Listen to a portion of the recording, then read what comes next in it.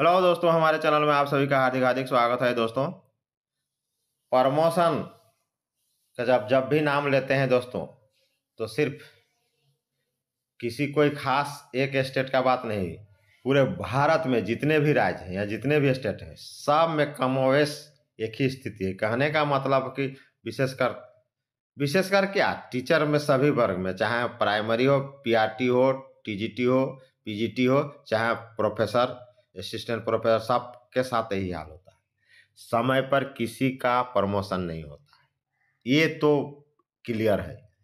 चाहे आप झारखंड का लीजिए, यूपी का लीजिए, एमपी का लीजिए, छत्तीसगढ़, हरियाणा, जहाँ का भी लीजिए, मैंने समय पर जो है प्रमोशन विशेषकर शिक्षक वाला बिल्कुल नहीं होता है। झारखंड का तो और स्थिति है कि 30-35 साल जिन लोग का रिटायर हो गया, कहने का मतलब उन लोग का भी बिना प्रमोशन का ही रिटायर हो जाता है। और मैक्सिमम यहाँ जब से झारखंड बना है तब से तो वही हाल है।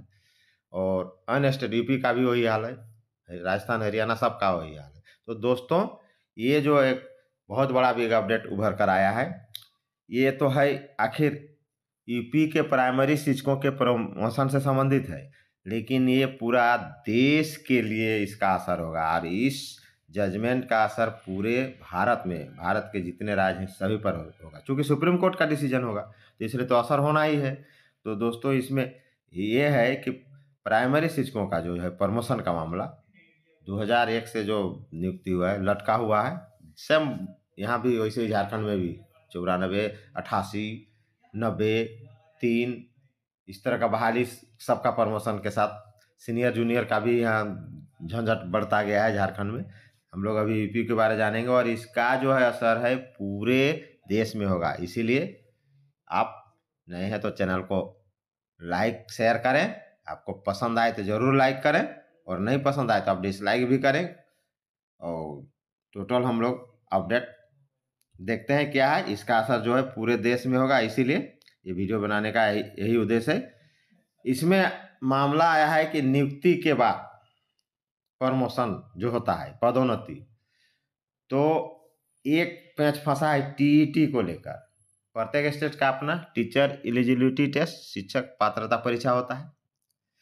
तो प्रमोशन में टीईटी अनिवार्य है या नहीं है, टीईटी वाले को प्रमोशन मिलेगा कि बिना टीईटी वाले को प्रमोशन मिलेगा, टीईटी क्यों जरूरी है प्रमोशन में या नहीं है, या बिना टीईटी यानी बिना शिक्षक, प्रत्येक स्टेट का जो अपना अपना टेट होता है, प्रत्येक स्टेट का चूंकि अलग अलग बहाली होता है, तो अपना स्टेट का जो टेट होता है प्रत्येक स्टेट का, तो किसको प्रमोशन मिलना चाहिए। बहुत कोई तो जैसे है पहले नियुक्त हो गया, बिना टेट का है, तो प्रमोशन में टेट पास को लिया जाएगा कि बिना टेट पास को भी लिया जाएगा। दोस्तों, ये क्लियर है, और इसको एनसीटी ने भी क्लियर किया है, और सुप्रीम कोर्ट के सामने शपथ पत्र दिया है। अगला सुनवाई इसका 20 मार्च को होगा। शपथ पत्र दिया है कि पदोन्नति किसको मिलेगा, टीईटी पास वाला को, बिना टीईटी पास वाला को।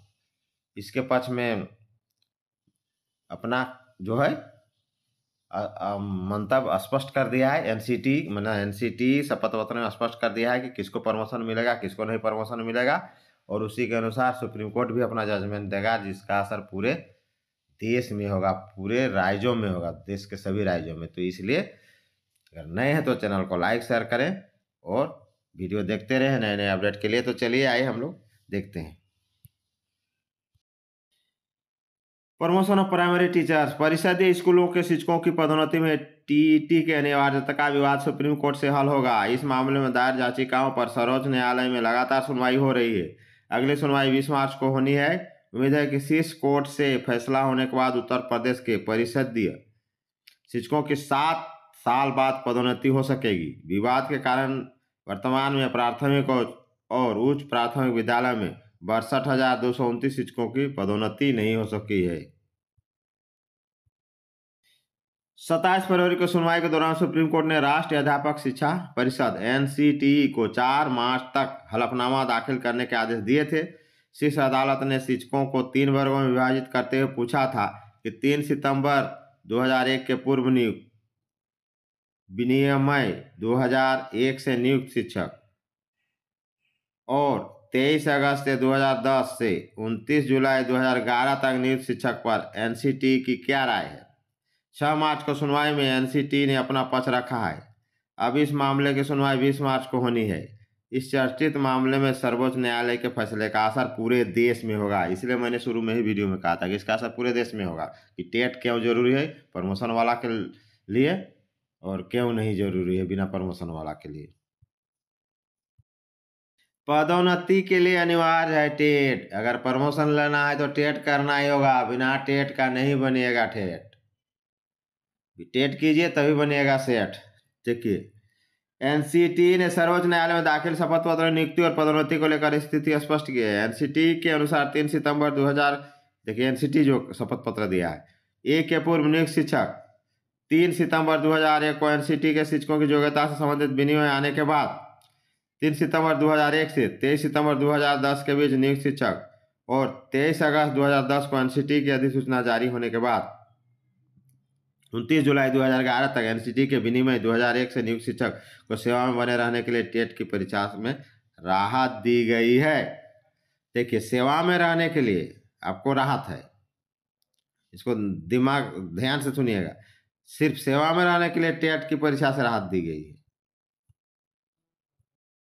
सर्वोच्च न्यायालय में पदोन्नति में टीईटी को अनिवार्य कराने के लिए पैरवी कर रहे राहुल पांडे का कहना है कि एनसीटी ने 12 नवंबर 2014 को अधिसूचना जारी करके पदोन्नति में न्यूनतम योग्यता का अनिवार्य किया है।